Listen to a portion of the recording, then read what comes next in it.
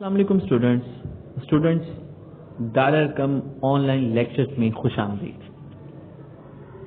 آج ہم جماعت نہم مطالعہ پاکستان باب نمبر 2 تحریک پاکستان اور قیام پاکستان پڑھیں گے۔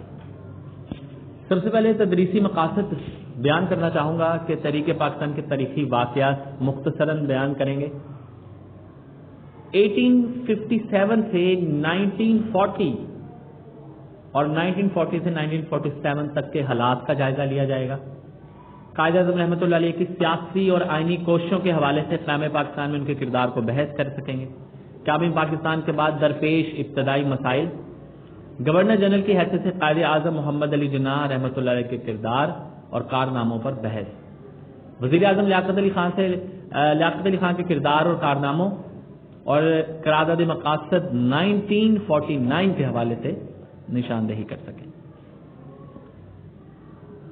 1956 کے آئین کے نمایاں پہلو اور 1958 کے مارشل لا کی وجوہات، ایوب خان کے کارناموں اور اصلاحات کی وضاحت، 1962 کے آئین کے اہم خد و خال، 1965 کے صدارتی انتخابات، 1965 کی جنگ کے دوران پاکستانی عوام اور افواج پاکستان کے جذبے کو سمجھ سکیں گے۔ یحییٰ خان کے LFO کے اہم پہلوؤں پر بحث کر سکیں گے۔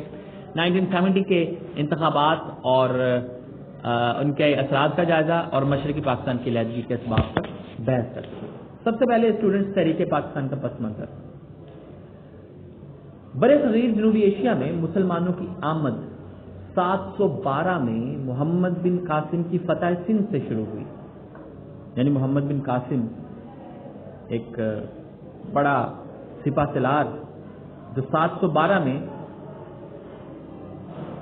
حجاج بن یوسف کے کہنے پر یہ کارروائی شروع کی گئی اور سندھ کے مسلمانوں پر جو سندھ کا ایک راجہ دہر تھا، اس نے مسلمانوں کے جہاز کو اپنے قبضے میں لے لیا تھا۔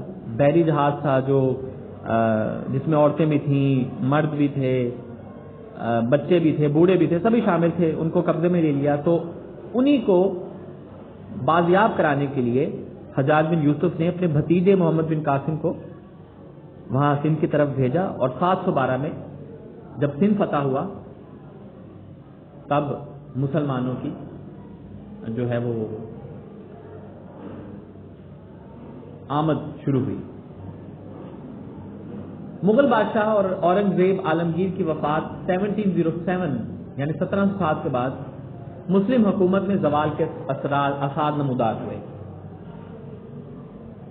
یعنی اسٹوڈنٹس آپ دیکھ سکتے ہیں کہ تقریباً مسلمانوں نے 1000 سال تک حکومت کی، لیکن اس کے چند ہی سال بعد حضرت شاہ ولی اللہ کی شکل میں ایک مجدد منظر پر آ جانے سے برصغیر میں اسلام کے احیاء اور مسلمانوں کے استقلال کی پرزور تحریک کا آغاز ہوا۔ سیاسی سطح پر انگریزوں نے تجارتی ایسٹ انڈیا کمپنی کے نام پر اپنا اثر و رسوخ بڑھایا۔ 1757 میں بنگال کے نواب سراج الدولہ نے انگریزوں کا راستہ روکنا چاہا، لیکن وہ اپنی سازش کی وجہ سے جنگ پلاسی میں شہید ہو گئے۔ اسٹوڈنٹس امتحانی نقطہ نظر سے اور اگر MCQs اس پیراگراف میں تحریک پاکستان کے پس منظر میں کافی زیادہ ہے تو یہ بڑا امپورٹنٹ پیراگراف ہے، اس میں شارٹ کویسچنز بھی بنتے ہیں، MCQ بھی ہیں، تو اس لیے یہ آپ اس کو بڑے اچھے سے یاد کیجیے گا۔ 1799 میں میسور کے حکمران ٹیپو سلطان کو بھی اپنوں کی غداری کی وجہ سے جام شہادت نوش کرنا پڑا۔ علمی محاذ پر شاہ ولی اللہ کے صاحبزادگان اور ان کی اولاد پھر ان کے شاگرد سرگرم عمل رہے۔ ان کے زیر اثر تحریک مجاہدین شروع ہوئی، جس کے امیر احمد شہید بریلوی تھے۔ 1831 میں سید احمد شہید اور ان کے رفیق خاص سید اسماعیل شہید بالا کوٹ میں سکھوں کا مقابلہ کرتے ہوئے شہید ہو گئے۔ عسکری سطح پر احیاء اسلام کی آخری کوشش بھی ناکام ہو گئی۔ تربیتی میدان میں ان کی تحریک کے اثرات جاری رہے اور خاص طور پر بنگال میں فرائضی تحریک نمایاں ہوئی۔ فرائضی تحریک کا بنیادی مقصد مسلمانوں کو فرائض کی ادائیگی اور دعوت و تلقین تھا۔ 1857 کی جنگ آزادی بھی مسلمانوں کی سیاسی احیا اور استقلال کی یعنی ان کی مضبوطی کی ایک کوشش تھی۔ اب یہ تحریک علی گڑھ اور شمشیر احمد خان، جنگ آزادی میں ناکامی کے ساتھ ہی برصغیر کے مسلمانوں کی تاریخ کا سیاہ ترین دور شروع ہو گیا۔ اسٹوڈنٹس آپ جانتے ہیں کہ اس جنگ میں مسلمان اور ہندوؤں نے مل کر انگریزوں کا مقابلہ کرنا چاہا تھا، لیکن ناکامی ہوئی اور اس کے بعد ہندوؤں نے سارا ملبہ جو تھا مسلمانوں پر ڈال دیا اور خود بری الذمہ ہو گئے۔ پھر انگریزوں نے مسلمانوں سے چن چن کر بدلہ لیا، مسلمان ہونا جرم قرار پایا، مسلمانوں کا قتل عام ہوا، ان کی جائیدادیں چھین لی گئیں، ان کو بے گھر کر دیا گیا، نوکریوں سے نکال دیا گیا، مسلمان ہونا جرم قرار پایا۔ تو اسی حالت میں پھر سر سید احمد خان نے مسلم قوم کا بیڑا اٹھایا اور ان کی رہنمائی کی اور مسلمانوں کا انگریزوں کے سامنے اعتماد بحال کیا۔ اب سر سید احمد خان کی تحریک علی گڑھ کے مقاصد جو تھے وہ بڑے درج ذیل ہیں۔ حکومت اور مسلمانوں کے درمیان اعتماد بحال کرنا، یہ شارٹ کوشچن بھی ہے بیٹا۔ مسلمانان برصغیر کو جدید علوم اور انگریزی زبان سیکھنے کی طرف راغب کرنا، مسلمانان برصغیر کو سیاست سے باز رکھنا۔ اس کے بعد جی آپ کی جو تعلیمی خدمات تھیں یہ بڑی امپورٹنٹ ہیں، یہ ایم سی کیوز ہیں کے طور پہ بھی آ سکتے ہیں کہ آپ نے 1859 میں آپ نے مراد آباد میں ایک اسکول قائم کیا، 1863 میں آپ نے غازی پور میں سائنٹیفک سوسائٹی کی بنیاد رکھی، آپ نے 1875 میں علی گڑھ میں جو اسکول قائم کیا وہ 1877 میں کالج اور 1920 میں یونیورسٹی بن گئی۔ 20ویں صدی کے شروع میں مسلمانوں کا پڑھا لکھا طبقہ اسی تعلیمی ادارے کا تعلیم یافتہ تھا۔ اس کے بعد آپ نے رسالہ اسباب بغاوت ہند آپ نے شائع کیا، پھر آپ نے 1885 میں قائم ہونے والی انڈین نیشنل کانگریس میں مسلمانوں کو شامل ہونے سے روکا، یعنی آپ مسلمانوں کو سیاست سے باز رکھنا چاہتے تھے، یہ آپ نے بڑا اچھا کیا۔ اب یہ تقسیم بنگال 1905 1905 میں جس وقت لارڈ کرزن ہندوستان کے وائسرائے تھے، یہ انڈرلائن کریں، ان کی سفارش برطانوی پارلیمنٹ نے انتظامی سہولت کے پیش نظر بنگال کو 2 حصوں میں تقسیم کر دیا۔ انگریزوں کے مطابق اتنے بڑے اور وسیع صوبے کا انتظام صحیح طریقے سے چلانا ایک گورنر کے بس کی بات نہ تھی، کیونکہ جو بنگال کا صوبہ تھا نا اسٹوڈنٹس وہ بہت بڑا تھا۔ اب انگریزوں نے اس کو جو اس طرح کر دیا کہ جہاں پہ مسلمانوں کی اکثریت تھی وہ مسلمانوں کے وہاں پہ اختیارات آ گئے، اور جہاں پہ ہندو زیادہ تھے وہاں پہ ہندوؤں کے اختیارات ان کو مل گئے۔ لیکن یہ بات ہندوؤں کو ہضم نہ ہوئی، انہوں نے کہا کہ جی مسلمانوں کے پاس اختیارات کیوں گئے، ہمیں تو اپنے اختیارات واپس لینے ہیں۔ اسی لیے انہوں نے پھر جو ہے وہ پورے بنگال پر انہی کی اقتصادی اور سیاسی اجارہ داری اور بالادستی تھی، ہندوؤں کی تھی۔ اسی وجہ سے ہندوؤں نے تقسیم بنگال کو ماننے سے انکار کر دیا اور اس کی منسوخی کے لیے ایڑی چوٹی کا زور لگایا۔ انہوں نے عدم تعاون کی تحریک شروع کر دی، انگریزی مال کا بائیکاٹ کا اعلان کر دیا، ٹیکسوں کی ادائیگیاں روک دی گئی اور آخرکار وہ تشدد پر اتر آئے، جس کی وجہ سے انگریزوں کو مجبوراً جو تقسیم بنگال تھی وہ منسوخ کرنا پڑی اور اس سے مسلمانوں کو سخت صدمہ ہوا۔ اس کے بعد شملہ وفد 1906 میں تقسیم بنگال پر ہندوؤں کے رویے کے پیش نظر مسلمانوں نے اپنے حقوق کے تحفظ کے لیے نئے راستے کا انتخاب کیا۔ 1 اکتوبر 1906 کو مسلمانوں کے سیاسی وفد سر آغا خان کی قیادت میں اپنے مطالبات لے کر وائسرائے ہند لارڈ منٹو سے شملہ میں ملا اور اسی کے نتیجے میں مسلم لیگ کی جو ہے وہ ایک ضرورت پیش ہوئی اور مسلم لیگ قائم ہوئی 1906 میں۔ اب اس کی قیام کے مقاصد کیا تھے؟ اب یہ انڈرلائن کریں کہ 30 دسمبر 1906 کو ڈھاکہ میں مسلم لیگ کا قیام عمل میں آیا۔ یہاں پہ آپ کو ایک بات بتاتا چلوں کہ جو کانگریس تھی وہ ہندوؤں کی جماعت تھی اور اس میں اس وقت مسلمان بھی شامل تھے، جیسے آپ دیکھ لیں کہ علامہ اقبال بھی اس کا حصہ رہے اور جو ہے وہ قائد اعظم بھی اس کا حصہ رہے، اور وہ جو 1885 میں وہ قائم ہوئی، ایک انگریز تھا A.O. ہیوم، اس نے یہ کانگریس کی بنیاد رکھی تھی 1885 میں، اور جو مسلم لیگ تھی وہ 1906 میں 1906 میں اس کا قیام عمل میں آیا، یہ یاد رکھیے گا۔ اب اس کے اہم محرکات یہ تھے، تقسیم بنگال 1905 میں ہندوؤں کا رد عمل جو تھا اس کی وجہ سے دل برداشتہ ہو کے مسلمانوں نے یہ بنائی. انگریزوں کا رویہ مسلمانوں کے ساتھ اچھا نہیں تھا تو یہ بنی. مسلمانوں کا احساس محرومی تھا، یعنی ان کو کمتر درجہ دیا جاتا تھا، اس وجہ سے یہ بنائی. مسلمانوں کو سیاسی طور پر نظر انداز کیا جاتا تھا، اس وجہ سے انہوں نے اپنی یہ جماعت بنائی تھی. اس کے بعد اسٹوڈنٹس مساق لکھنؤ کی طرف چلتے ہیں. مساق لکھنؤ 1906 میں لکھنؤ میں مسلم لیگ اور کانگریس کا مشترکہ اجلاس ہوا. دونوں پارٹیوں کے درمیان ایک معاہدہ طے پایا جس سے مساق لکھنؤ کا نام دیا گیا. یہ پورا ٹاپک آپ یاد کریں گے، یہ شارٹ کوشچن بھی ہے اور MCQs بھی اس میں ہیں. اس معاہدے میں پہلی بار مسلمانوں کو الگ قوم تسلیم کیا گیا. جداگانہ انتخابات کے مطالبے کو تسلیم کیا گیا. قبل ازیں 1909 میں منٹو مارلے اصلاحات نے اس مطالبے کو حکومت پہلے تسلیم کر چکی تھی. مساق لکھنؤ کی بدولت قائد اعظم کو ہندو مسلم اتحاد کا سفیر قرار دیا گیا. طریقہ خلافت 1909. اسٹوڈنٹس یہ بڑا امپورٹنٹ ہے. طریقہ خلافت جو ہے وہ ترکی کی خلافت کو بچانے کے لیے چلائی گئی کہ ترکی کو ٹکڑے ٹکڑے نہ کیا جائے، کیونکہ آپ جانتے ہیں کہ جو فرسٹ ورلڈ وار جو تھی، پہلی جنگ عظیم، وہ 1914 میں شروع ہوئی اور 1919 تک وہ قائم رہی، چلتی رہی، وہ تقریباً 5 سال. تو اس دوران ایک طرف جرمنی اور ترکی ساتھ ساتھ تھے، دوسری طرف امریکہ، روس، برطانیہ اور جو ہے وہ فرانس، یہ سارے ملک ایک طرف تھے. تو جس کی وجہ سے آخرکار مسلمان اور جرمنی اور ترکی جو تھے وہ جنگ ہار گئے اور طریقہ خلافت شروع کی گئی اسی دور میں. اور اس کا مقصد کیا تھا کہ ترکی کی خلافت قائم رکھی جائے، یعنی خلیفہ جو ہے وہاں پر قائم رہے، مسلمانوں کی مقدس مقامات ترکوں کی حفاظت میں رہیں. یعنی اب دیکھیں ترکی اس وقت اتنا بڑا ملک تھا کہ اس میں جتنے ایران اور یہ جو سعودی عرب اور یہ سارے جو مقدس مقامات تھے یہ ترکی کے انڈر تھے. تو یہ سارے ان کے انڈر تھے. تو اس لیے مسلمانوں نے تحریک چلائی کہ ان کو جو مقدس مقامات ہیں ان کو نقصان نہیں پہنچایا جائے گا اور ترکی کی حدود میں تبدیلی نہ کی جائے گی. لیکن بعد میں انگریزوں نے غداری کی اور آپ یقین کریں کہ 40 کنٹریز یعنی 40 ممالک ایسے تھے جو ترکی جب ٹکڑے ٹکڑے ہوا تو 40 ممالک یا 40 سے زائد ممالک جو تھے وہ دنیا کے نقشے پر ابھرے. اتنا بڑا ترکی تھا.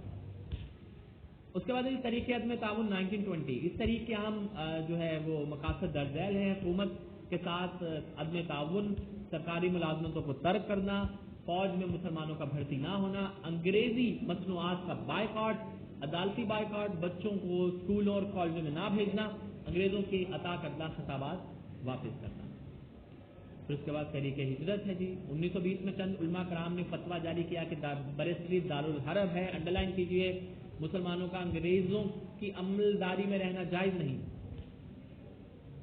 اور اس کے بعد پھر انہیں دارالاسلام میں ہجرت کر جانی چاہیے. دارالاسلام اس وقت افغانستان تھا، افغانستان کو بنایا گیا. چنانچہ ہزاروں مسلمان خاندان اپنی جائیداد بیچ کر افغانستان ہجرت کر گئے. افغانستان نے ان کو اپنے ملک میں داخلے کی اجازت نہ دی اور انہیں مجبور کر دیا کہ اپنے ملک واپس چلے جائیں.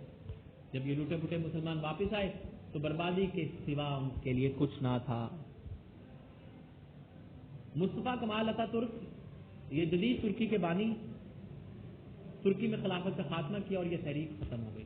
نہرو رپورٹ 1928 میں ہوئی جس کے جواب میں قائد اعظم نے 1929 میں 14 نکات پیش کیے اور یہ بڑے اہمیت کے حامل ہیں. نمبر 1 آئندہ آئین وفاقی طرز کا ہوگا جس میں صوبوں کو زیادہ خود مختاری دی جائے گی. یعنی برے صغیر میں جتنے بھی صوبے تھے، بڑے زیادہ صوبے تھے، ہر صوبے کے پاس اپنی علیحدہ خود مختاری ہوگی. جس طرح آج کل ہمارے 4 صوبے 5 صوبے ہیں، ہر صوبے میں علیحدہ خود مختاری ہے. تمام صوبوں کو ایک ہی اصول پر داخلی خود مختاری دی جائے گی.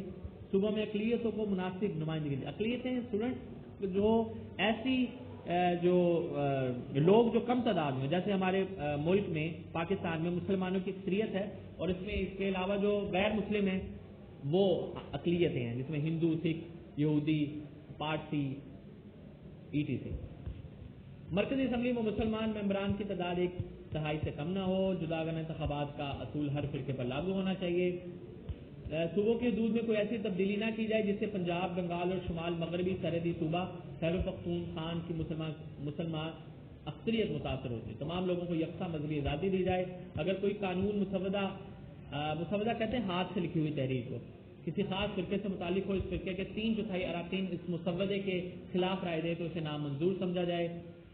سندھ کو بمبئی سے یعنی موجودہ نام اس کا ممبئی ہے سے الگ کر کے ایک صوبہ بنا دیا جائے۔ بلوچستان اور شمال مغربی سرحدی صوبہ میں دیگر صوبوں کی مانند اصلاحات نافذ کی جائیں۔ سرکاری ملازمتوں میں مسلمانوں کو ان کی اہلیت اور تناسب کے لحاظ سے حصہ دیا جائے۔ مسلمانوں کو مذہبی اور ثقافتی تحفظ دیا جائے۔ صوبائی اور مرکزی وزارتوں میں مسلمانوں کو کم از کم 1/3 نمائندگی دی جائے۔ اور نمبر 14 آئین میں صوبوں کی مرضی کے بغیر کوئی تبدیلی نہ کی جائے۔ یہ بڑے اہم پوائنٹس تھے اسٹوڈنٹس، جس میں مسلمانوں کا بڑے ہی مضبوط طریقے سے دفاع کیا گیا تھا، لیکن افسوس یہ تھا کہ ہندوؤں نے ان نکات کو بھی ماننے سے انکار کر دیا تھا۔ اس کے بعد خطبہ الہ آباد ہے 1930 میں، جس میں قائد اعظم نے علامہ محمد اقبال نے یہ پیش کیا اور اس میں فرمایا کہ میری خواہش ہے کہ پنجاب سرحد سندھ اور بلوچستان کو ملا کر ایک ریاست بنا دی جائے۔ ہندوستان میں برطانوی سلطنت کے اندر رہ کر یا باہر رہ کر آزادی حاصل کرے، مجھے شمال مغربی مسلم ریاست کا قیام کم از کم شمال مغربی علاقوں کے مسلمانوں کا مقدر نظر آتا ہے۔ یعنی انہوں نے کھل کر واضح کر دیا، واضح اشارہ دے دیا کہ پاکستان بننا چاہیے، ایک علیحدہ ریاست بننی چاہیے۔ مسلمانوں کی بقا اسی صورت ممکن ہے کہ جب وہ ہندوؤں سے علیحدگی اختیار کر کے اپنا الگ ملک بنا لیں۔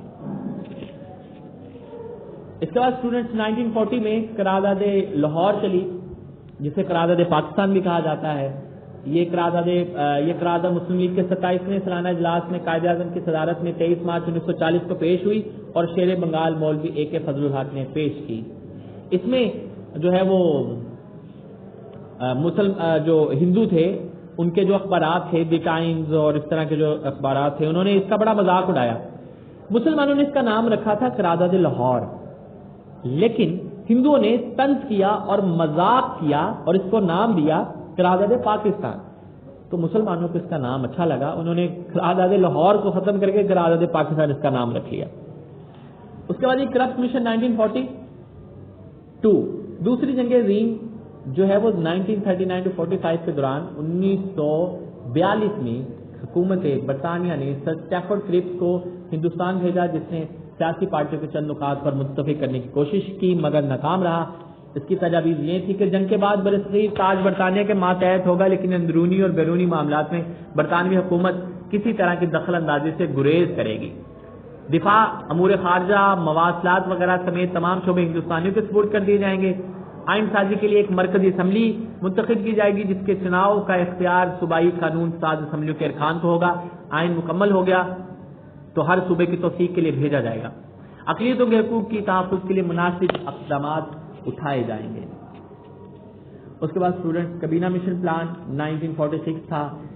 اس کے اہم نکات جو ہے وہ پہلو مندرجہ ذیل ہیں کہ برصغیر میں یونین قائم کی جائے گی جو امور خارجہ، دفاع اور مواصلات کی ذمہ دار ہوگی۔ مرکزی امور کے علاوہ باقی تمام اختیارات صوبوں کو دیے جائیں گے۔ صوبوں کو اختیار ہوگا کہ وہ باہم گروپ بنا لیں اور ہر گروپ اپنا دستور مرتب کرے۔ ہر 10 سال کے بعد صوبوں کو اختیار ہوگا کہ وہ کثرت رائے سے آئین میں تبدیلی کا مطالبہ کر سکیں۔ جو کرپٹ مشن تھا، جو اس سے پہلے آپ نے پڑھا، جو کرپٹ مشن تھا اس کے جو پوائنٹس تھے، تجاویز تھی، وہ جو ہے نا وہ پھر فلاپ ہو گئی، ناکام ہو گئی، ہندوؤں نے مانا ہی نہیں اس کو۔ اچھا، کابینہ مشن پلان جب آیا، جو بھی میں نے آپ سے ڈسکس کیا ہے، اس کا پوائنٹ نمبر 4 پہ ذرا غور کیجیے کہ ہر 10 سال کے بعد صوبوں کو اختیار ہوگا کہ وہ کثرت رائے سے آئین میں تبدیلی کر سکیں۔ اب یہ جو 4 پوائنٹس تھے، ان پر ہندو جو تھے وہ متفق ہو گئے۔ ہندوؤں نے کہا ٹھیک ہے، ہم مان لیتے ہیں۔ اب اس وقت جو مسلمان تھے، جو مسلم لیگ تھی، وہ کشمکش کا شکار تھی کہ آیا کہ ہم اس کو مانیں یا نہ مانیں۔ لیکن ہندوؤں نے بڑا زور و شور اور بڑا جو ہے نا وہ جو ہے وہ شور ڈال دیا کہ جی ہمیں یہ منظور ہے، ہمیں کابینہ مشن پلان منظور ہے، ہم اس کے پوائنٹ سے متفق ہوتے ہیں۔ بڑا انہوں نے زور لگایا کہ جی مسلمان بھی مان لیں۔ اب مسلمانوں میں جو قائد اعظم رحمۃ اللہ علیہ تھے، وہ بڑی سیاسی بصیرت رکھتے تھے، عقل مند تھے۔ انہوں نے سوچا، پہلے تو مسلمانوں نے انکار کر دیا، لیکن بعد میں مسلمانوں نے جو قائد اعظم نے سوچا اور پوائنٹ نمبر 4 کو جب سوچا تو اس کے مطابق پاکستان جو ہے وہ بنتا تھا، کیونکہ دیکھیں نا اس میں لکھا تھا کہ ہر 10 سال کے بعد صوبوں کو اختیار ہوگا کہ وہ کثرت رائے سے آئین میں تبدیلی کر دیں۔ تو جن صوبوں میں مسلمان زیادہ تھے تو ان کو یہ اختیار مل گیا اس پوائنٹ سے کہ وہ 10 سال کے بعد اپنی مرضی سے علیحدہ ریاست بنا سکتے ہیں. تو قائد اعظم نے پھر کہا کہ جی ہم یہ مان لیتے ہیں. اب جب قائد اعظم نے مسلم لیگ نے بتا دیا, قائد اعظم نے اعلان کر دیا کہ ہمیں یہ پلان منظور ہے, ادھر اب ہندوؤں کو جو ہے وہ تشویش ہوئی. ہندوؤں نے کہا, جو گاندھی تھا اس نے سوچا کہ ہو نہ ہو کوئی نہ کوئی اس میں ایسا پوائنٹ ضرور ہے کہ جو مسلمانوں کے فائدے کا ہے. اب وہ سوچ کے اب وہ پریشان ہو گئے. اب مسلمانوں نے کہا کہ جی ہمیں منظور ہے, اب اس کو جلدی سے جو ہے نا وہ نوٹیفیکیشن جاری کریں, اس کو جو ہے نا توثیق کریں, توثیق کے لیے بھیج دیں اس کو, اور اس کا جو ہے وہ امپلیمنٹ کیا جائے. لیکن اب ہندو دیکھیں کتنے مکار تھے, پھر انہوں نے کہا کہ مسلمانوں نے مان لیا, اب وہ مکر گئے, اب وہ کہتے ہیں ہم نہیں مانتے. یہ تو حالات تھے. پھر اسی دوران یوم راست اقدام, یہ بڑا امپورٹنٹ ہے. 16 اگست یعنی 16 اگست 1946 کو مسلم لیگ نے عوامی سطح پر یوم راست اقدام منانے کا فیصلہ کیا.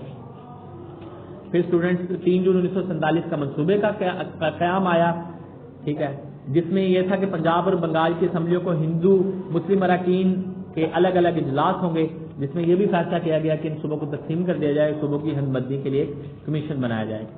قانون آزادی ہند بڑا امپورٹنٹ ہے. 3 جون کے منصوبے کو عملی جامہ پہنانے کے لیے برطانوی پارلیمنٹ نے 18 جولائی 1947 کو قانون آزادی ہند منظور کیا. اس کے بعد صبح آزادی کا تصور قوموں کی زندگی میں بڑی اہمیت رکھتا ہے. 14 اگست 1947 کو 27 رمضان المبارک پاکستان دنیا کے نقشے پر ابھرا. قائد اعظم محمد علی جناح پاکستان کے پہلے گورنر جنرل بنے. اس کے بعد قائد اعظم محمد علی جناح کی سیاسی آئینی کوششوں کے حوالے سے جو ہے وہ پاکستان قیام پاکستان میں کردار, آپ کے بے شمار کردار ہیں. سب سے پہلے آپ کا انٹروڈکشن ہے کہ آپ 25 دسمبر 1876 کو کراچی میں پیدا ہوئے. آپ کو ہندو مسلم اتحاد کا سفیر بھی کہا جاتا ہے. منٹو مارلے اصلاحات میں آپ نے جو ہے وہ ایک اہم رول کردار ادا کیا. 1913 میں آپ مسلم لیگ میں شامل ہو گئے. پھر اس کے بعد آپ نے مدبرانہ سیاست برطانوی راج کی جڑیں ہلا دی. کانگریس کی مسلم دشمنی پالیسیوں کے باعث 1920 میں کانگریس چھوڑ دی, کیونکہ اس کے بھی ممبر تھے. 1913 میں مسلم لیگ شامل ہوئے مسلم لیگ میں, لیکن ممبر وہ کانگریس کے بھی تھے, تو اس لیے پھر 1920 میں انہوں نے مکمل بائیکاٹ کر دیا کانگریس سے. اس کے بعد 1 دسمبر 1916 میں مسلم لیگ اور کانگریس میں معاہدہ لکھنؤ کروایا, اور اس کے بعد پھر 1919 میں ایک رول ٹیکس آپ نے منظور کروایا. 1929 میں آپ نے مشہور 14 نکات پیش کیے. 3 گول میز کانفرنسیں 1930 سے 32 تک, یعنی 1930, 31 اور 32 میں انہوں نے شرکت کی. اور پھر 1935 کا ایک act, government of India act آپ نے منظور کروایا. اس کے بعد پھر 1934 میں آپ جو ہے وہ رحمت اللہ علیہ دوسرے مسلم لیگی رہنماؤں کے کہنے پر انگلستان سے واپس آئے اور مسلم لیگ کی صدارت انہیں سونپ دی گئی. پھر آپ نے 1945-46 کے انتخابات میں شاندار کامیابی حاصل کر کے انگریزوں اور ہندوؤں کو یہ واضح کر دیا کہ مسلمان واحد نمائندہ جماعت مسلم لیگ ہے. آپ ہی کی کوششوں سے 14 اگست 1947 کو جو ہے پاکستان اس دنیا کے نقشے پر ابھرا. 15 اگست 1947 کو قائد اعظم رحمۃ اللہ علیہ نے اس نئی اسلامی خود مختار ریاست کے پہلے گورنر جنرل کی حیثیت سے اس کا حلف اٹھایا. اور 11 ستمبر 1948 میں آپ اپنے خالق حقیقی سے جا ملے, اور آپ جو ہے آپ کو ٹی بی کا مرض تھا, ٹیوبر کلوسس, جس کی جو کافی محنت آپ نے کی اور جس کی وجہ سے آپ کی جو ہے وہ وفات 11 ستمبر 1948 کو ہوئی. جب پاکستان بنا تو اس کے ابتدائی مشکلات میں بڑا اہم جو رول ہے وہ ادا کیا قائد اعظم رحمۃ اللہ علیہ نے. اب پاکستان کی ابتدائی مشکلات, ریڈ کلف ایوارڈ جو ہے, سب سے پہلے جو ریڈ کلف ایوارڈ تھا اس میں مسلمانوں کے ساتھ بڑی زیادتی کی گئی, اور جو ہے وہ ماؤنٹ بیٹن اور ریڈ کلف جو تھا انہوں نے ہندوؤں کو بڑا نوازا, اور جس کی وجہ سے آپ دیکھیں کہ قیام پاکستان کے اعلان کے بعد دونوں ممالک کے سرحدوں کے تعین کے لیے وائسرائے نے 30 جون 1947 کو پنجاب اور بنگال میں حد بندی کمیشن مقرر کیے. ایک انگریز قانون دان مسٹر ریڈ کلف کو دونوں کمیشنوں کا چیئرمین مقرر کیا. اختلافات کی صورت میں اسے ثالثی یعنی فیصلہ کرنے کا بھی اختیار دیا گیا. اس کمیشن نے جو فیصلہ کیا اسے ریڈ کلف ایوارڈ کہتے ہیں. انڈر لائن کریں, یہ کوشچن بھی ہے. اور مسلمانوں کے ساتھ زیادتی کی گئی. کئی ایسے علاقے تھے جن میں گرداسپور کا مسلم اکثریتی علاقہ, ٹھیک ہے, وہ جو ہے وہ مسلمانوں کو نہیں دیا گیا, اور کشمیر جو تھا وہ اس تک ہندوؤں کی رسائی آسان کر دی. یہ مسلمانوں کے ساتھ زیادتی تھی. مہاجرین کی بات کری, یعنی مہاجر وہ تھے جو بھارت سے پاکستان میں آئے, ان کے لیے جگہ نہیں تھی، اور بھارت میں ہندو جو تھے وہ جیسے ہی پاکستان میں مسلمان آنا شروع ہوئے تو ان کے ساتھ ظلم و ستم کیا، ان کی بستیاں جلا دی گئیں، ان کو قتل و غارت کیا گیا، کئی لاکھوں کی تعداد میں مسلمان جو تھے ہجرت کے وقت پاکستان آتے ہوئے قتل کر دیے گئے، ان میں بچے بھی، عورتیں بھی، مرد بوڑھے شامل تھے، سب کو بڑی مشکلات کا سامنا کرنا پڑا۔ انتظامی مشکلات میں یہ دیکھیں کہ جب قیام پاکستان میں کراچی کو پاکستان کا دارالحکومت بنایا گیا، انڈر لائن کریں MCQ ہے، مرکزی دفاتر کے لیے گورنر ہاؤس اور سیکٹریٹ کی عمارتیں خالی کرائی گئی مگر گنجائش کم تھی۔ اب مرکزی حکومت کا ریکارڈ اور ساز و سامان اس لیے کراچی نہ پہنچ سکا کہ ہندوؤں اور سکھ فسادیوں نے مل کر وہ پٹریاں ہی اکھاڑ دیں جن پر چل کر ریل گاڑی نے پاکستان پہنچنا تھا۔ بڑی مشکلات تھیں، معاشی مشکلات کا سامنا پاکستان کو کرنا پڑا۔ پاکستان کے پاس نقل و حمل، مواصلات کی سہولتیں ناکافی تھیں، اور ایسے علاقے جو تھے، اب آپ یہ اندازہ لگائیں کہ مکمل کنٹرول ہندوؤں کا تھا۔ تقسیم کے وقت متحدہ ہندوستان میں کپڑے کے 394 کارخانے تھے، انڈر لائن کریں MCQ ہے، مگر پاکستان کے حصے میں صرف 14 کارخانے آئے۔ بینکوں کی کل 487 شاخیں تھیں مگر پاکستان کے حصے میں 69 شاخیں آئیں، ان کا سارا سرمایہ ہندو اپنے ساتھ لے گئے تھے۔ فوجی سازشوں میں تقسیم بھی نہ کی گئی، اور جو ہے وہ بھارت میں ٹوٹل 16 اسلحہ بنانے والی فیکٹریاں کام کر رہی تھیں، ان میں ایک بھی ایسی نہیں تھی جس سے پاکستان کے ملنے والے علاقوں میں بنایا گیا ہو۔ تو بڑی مشکلات تھی، زرعی مشکلات تھیں، اب پانی پاکستان کا روک لیا گیا تھا، ٹھیک ہے۔ پھر 1960 میں دونوں ممالک کے درمیان ایک پانی کا معاہدہ ہوا جسے سنتاس معاہدہ کیا جاتا ہے، اس کو بھی انڈرلائن کریں۔ سیاسی مشکلات تھیں، پاکستان کے پاس کوئی آزادی کے وقت کئی آزاد شاہی ریاستوں کے نے پاکستان کے ساتھ الحاق کیا، ان میں مناوادر، دیر، سوات، جوناگڑھ شامل تھیں۔ بھارت نے ان ریاستوں کو الحاق پسند نہ آیا اور جوناگڑھ پر 9 نومبر 1947 کو قبضہ کر لیا۔ اس طرح ریاست کشمیر کو بھی بھارت نے قبضہ کر لیا، اور اس طرح پاکستان پر بہت زیادہ پریشر رہا۔ تو اسٹوڈنٹس، امید کرتا ہوں آج ہم نے جتنا پڑھ لیا ہے وہ سارا جو ہے آپ کو سمجھ آ گئی ہوگی۔ اگر کوئی بھی آپ کو مسئلہ ہو تو آپ کمنٹ کے ذریعے آپ پوچھ سکتے ہیں۔ اپنا بہت سارا خیال رکھیے گا اور مجھے دعاؤں میں یاد رکھیے گا۔ اللہ حافظ۔